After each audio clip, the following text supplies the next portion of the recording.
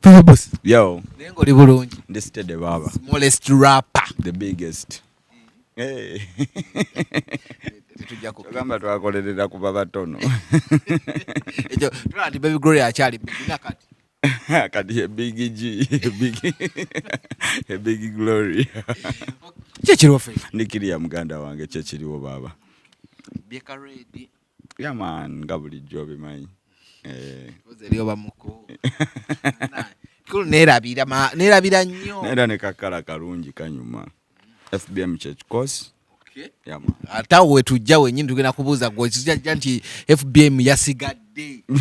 Ate yasigaddewa.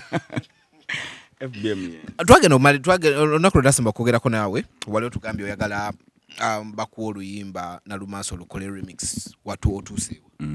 Nalumansi sasa lukoze remix.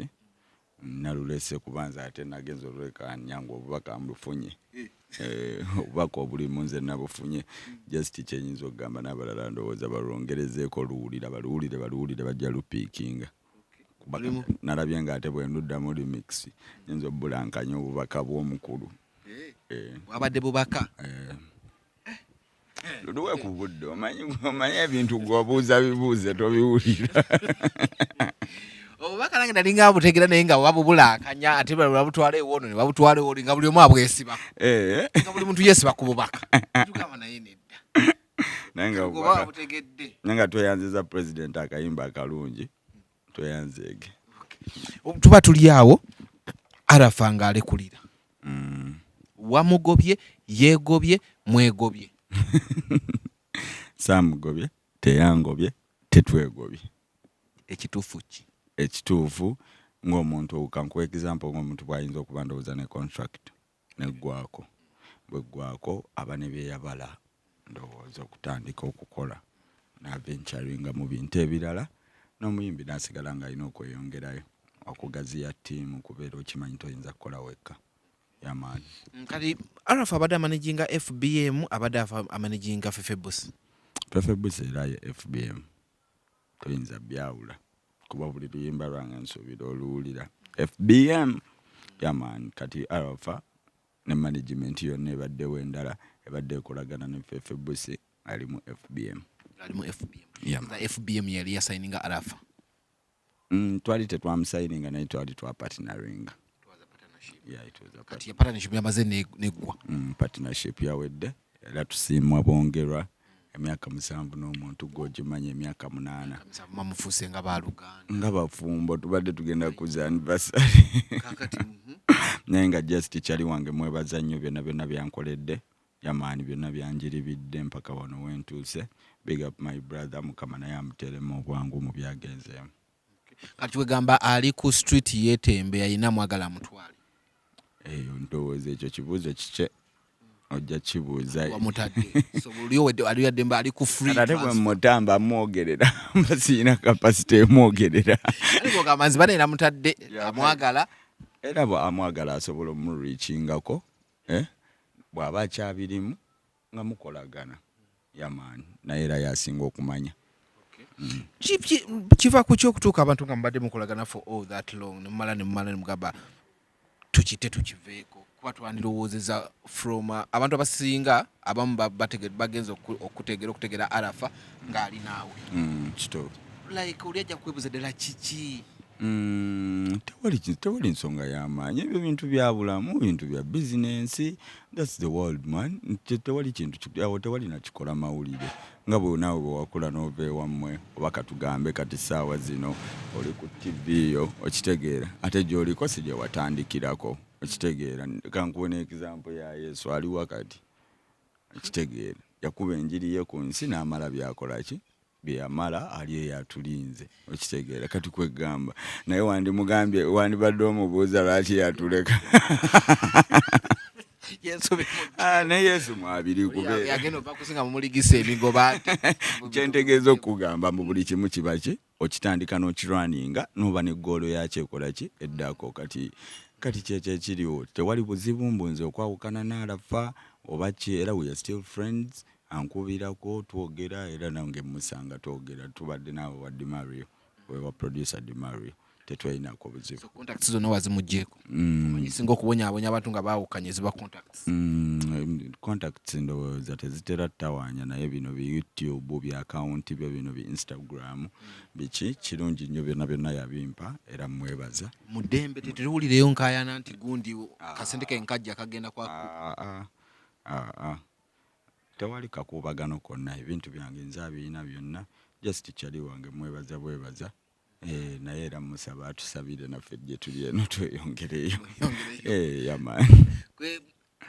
Kati omuntu ayagala Fefe Bussi omubookinga. Omuntu ayagala Fefe Bussi ngenda kuba mpanika ennamba zange empya z'olina okumbuukingirako ogenda kuba ozifunawo ku social media naye nga nkola ne Kibo establishment era nja kuba njanjulaawo yonna ku social media nga mugiraba.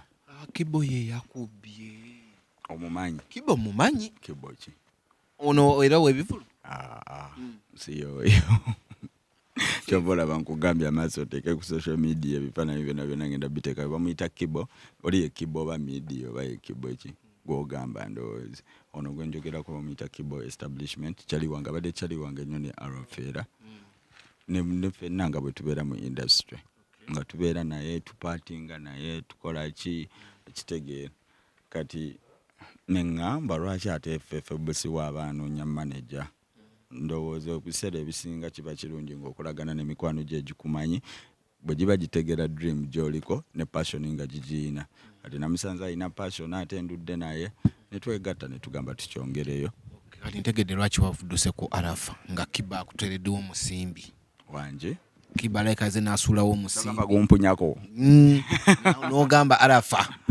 Twabonaabona edda naye ate zino ze baleese zibuka neeyongereyo. Inshallah nkitwala nazo bwe zibaawo nzitwale naye nga bambi tekiri ku ssente kyova olaba nandibadde nangirira mbunoonya manager nsobola okufuna abagagga bali eri naye nafunye kyali wange gwe mbadde mbeera naye just anjagaliza nga ate tagenda kumpa buzibu mbu oda mbu simayanga biki ererere nkutaddemu ssente zange leeta ssente zange biki ererere kati bino byeki okitegeera just kufuna muntu understanding ng'era bwe mbadde n'alafa abadde mugagga tabadde mugagga naye tubadde tweunderstand tabadde mugagga opposite y'omugagga mpozi abeera mwavu ate waliyo n'omunaku. Tabadde mwavu tubadde twekwasaganya ffenna yaman status gyalimu simbi enkwasaganyizza ebbanga lyonna era nsiima. Akulekedde ku bintu ki kale omuntu ajja kusooka yeebuuze mubadde mwezimbye muyina woofiisi we mubadde nti omuntu wagenda okuddamu okusanga? Tetubadde na woofiisi naye era fe woofiisi bizinensi ya Uganda ogimanyi. Abayimbi lwaki mubeera na woofiisi? Bayimbi ngaani? Fefe woofiisi ezaani eza Kamiliyoni ezaani. Kamiliyoni era woofiisi. Nibaidhayo Kamiliyoni woba mwagala woofiisi zino. Ndabira ku bakulu bange Kamiliyoni bw'anaakola woofiisi Bebekulu n'akola woofiisi ani omulala awo. Nga nange nkola woofiisi okitegeera kubeera zinze abasinga okufuna ennyo ekiri awo naye nga Obo yagala Kamiliyoni nga gwe ngokedde ku machango. Alina okuŋŋamba ssebo gwamawulire. Oli muyimbi munno oba omwetaaga. Nze omukulu nze nga njagala omukulu era nsooka muteerako obubaka ku ssimu. Omukulu bw'aba asiimye nangamba nsanga wano oba ki era bw'aba tasiimye munnange tumulaba. Naye bw'aba asiimye muteera musaaga. Osanga tasiimangako mulaba. Naye ki ekibagana bayimbi okukola woofiisi? Okola naye abalala bayina. No, nange ndi mu kola yange yaman good enough nyina new management era mugenda kuba omulaba info zange empya FBM Hip Hop Avenue. Okay. Ngaye. Wao tubala bayimbi abayina offices wano tulina Swangs Avenue. Nawe bagisanga. Era obalaba bali bameka. Nino ajeriwa obabona. Kyakabi abo kitaba. Kyakabi bambi bakola bulungi nnyo aba Swangs Avenue. Musuuza alina woofiisi ku Salama Road. Era we mulaba naye antu bagumidde balaba. Yali byajazimirira. Enchi kano naye deuzo olaniko oli okubeera otandika okumbuuza woofiisi z'abantu. Bali bantu bayimbi banno. Simanyi sijja kulimba. Eyafika eriwa. Enchi banange woofiisi ebuuza. Lindako. Ebbanga abantu tebakubidde endongo eyafiikirirawo gwe yeriwa eyange eri ku vision oli YouTuber akwagala akusangawa vision group wendi kati ndowooza olaba abantu era kale tubulamu ekyo sijja kulimba tubulamu seriousness nga industry bayimbi bannaffe nange ffenna tulina okuba nga tulina base we tubeera yaman tulabire ku bakyali baffe abo kalenda mwavaawo kalenda sigendangawo kati yamu ya briefcase katuli wajja nga businessman avudde bweru ayagamba tusisinkane nga mumutwalawo mugamba ndi ku office ebwa igula oba kugulira office ng'omutwalako pakalasi naye waliyo nezi meeting nga za kalanchi nga ziwomeramu kalanchi okitegeera yamaani olwalibwangu akubidde saawa nnya kwagala in 1 hour ng'omugamba linda musaavu ziwere wangi neze nyanga omugamba ka breakfast tugende ku coffee at last oba tugende ku Jabba's na meeting etaliiko kintu kyakunywa kulya tenyuma bulungi abayimbi nedda mutwe ate no nekyewunyisa ne bapromota tebalina ate ngira basangibwa wabbo bapromota nowooza olwaba business bagifuula yakifere mwana tulina okweddaabiriza ennyo yamaani tulina okweddaabiriza ennyo ngenda kukola eyange era ndi mugikola hip hop avenue we mujja okunsanganga hip hop avenue yamaani olina abayimbi abalala abali wansi balina naye nga sibakwogerera just bakutewa waka waabwe nabo mubamanye katumbera ne meeting olunaku ngolo meetinga tumiitinga buli Sunday gwemanya tumiitinga buli Sunday mbayo no meeting ne camp yange kofisi yabe waikibenda yabatebuka ye nakola eyiye mpaka oyo wampaka mpaka ezunga big up mpaka records kati erina muwongo erina mongo olimba yabayeno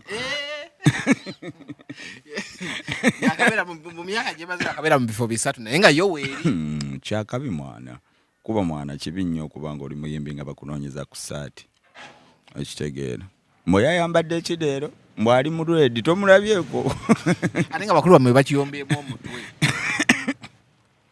bakulu baffe oba ebintu byabatama ebintu birabika byabatama bebekula ali akolerawo ngamba ofiisi ye kitegeera bakulu baffe birabika byabatama naye ngaera it's the way to go yaman tulina okwetegeka ffenna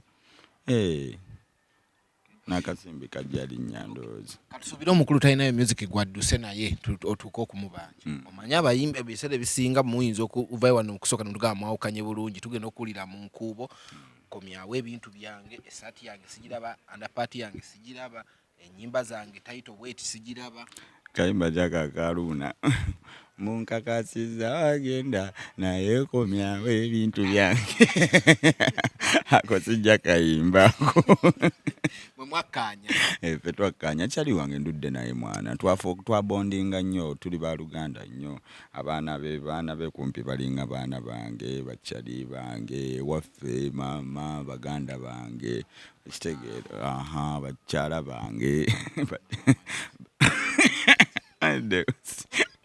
okitegeera kati tetuyinza kwekolako bulabe nkimanyi gyali yonna anjagaliza bisima kuba bwenkuba aba akubye ate naye bwakuba mba nkubi yamaani yatolose n'adda mu bizinensi ya ndongo oba yapatinze bwezi n'adda mu bintu biri totally different ekibi amanye ebintu bingi bwe buzibu bwe amanye alina obukugu mu bintu bingi twalikawo ekolola ekiro abayaaye n'akuba abayaaye nago amawulire tewagala akobokedde nga bamutwala kagudde sagalaba ayina upcoming gwe yagamba bamukole premier ku kasi naye gule lyafulumanga ligamba manager wa Fefe netulowooza oba nabyo byazzeemuko mugamba naye gundi byotandise nedda ebyo saabitegeera bamukwata ekutayi wakati mu kkubo olimba ebitabo tubale wano sente zino ziriwa olimba mbadde sibimanyiiko ebyo naye eno industry nkyamu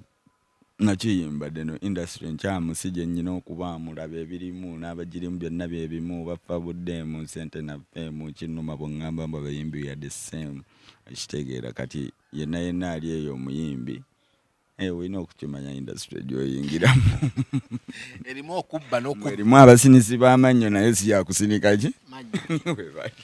Tuyanziza twagalize oba tugambe tutya olugendo olulungi awatali arafa. Amiina ntadde ka video kange akapya, ntadde video yange empya bagiyita buzibu bwo. Yamaani buzibu bwo atalina ssente obwo buzibu bwo toyina channel obwo buzibu bwo atamanyi zina obwo buzibu bwo buli omu n'ebizibu bye. Ka video kafulumye dda mugende ku YouTube yamaani mumpagire Fefe Bussi wo kalimu omupale gw'omwaka. Abayimbi be nateekamu mwana One Love mwana era nange kyansanyusa sigenda kulimba abamu nali sibasuubira kujja ate nayita nabangi abamu tebajja. Yeah man, Spice Dana yambererawo, big up the Star Girl, big up King of the East Palazzo. Yeah man, bachali bangabo buli chemba itamu baje. Ani Ajina ndowooza eruwafaawo. Eruwafaawo eri awo ku studio ndowooza. Ginoonya. Manya abantu bano baba bamanya ebintu. Bajjagendawo badole office nga teriiwo.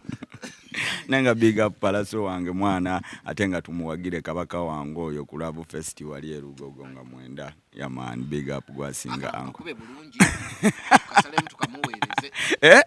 Atayina ssente obwo buzibu bwo toyina channel obwo buzibu bwo atadde bwa Palazzo obwo buzibu bwo buli omu n'ebizibu bye. Yaman tuli wali ku Lugogo yaman ate nga nze ngenda kuvuga natandise ddo oluguudo nalusimbudde ngenda solooza ab'ekalamoja baani tukomewo fena nga nnaku z'omwezi mwenda wali eri ku Love Fest Lugogo mukwano gokka teri maziga nze nzija n'owange naawe wo wandi mutufuddeko n'omuleeta. Fefe Bussi yo mwavudde ng'ebivulu mu bibalansinze. Ebivulu twabibalansinze naye mpozi obimanyi obulamu bw'ensi eno nyinza okuba nyina bye sitamanyi naye kyenyinza okusaba abali eyo bonna bw'oba wambuukinga n'arafa gezaako mu buli ngeri onzize ku ssimu kuba sisuubira mbu alinayo shuli yakwata gye sitamanyi ekyo kyo sikisuubira naye nkubira ne gwe yakwata obanga tubimanyi nga tennabaawo kuba nyina ne bennoonya contacts endala zennoonya zisho zenyina okubeerako okitegeera naye nga tebannaba ku reachinga out kati bonna banfune ku social media zange yamani babeere nga bankubirako tujja kuba twogera.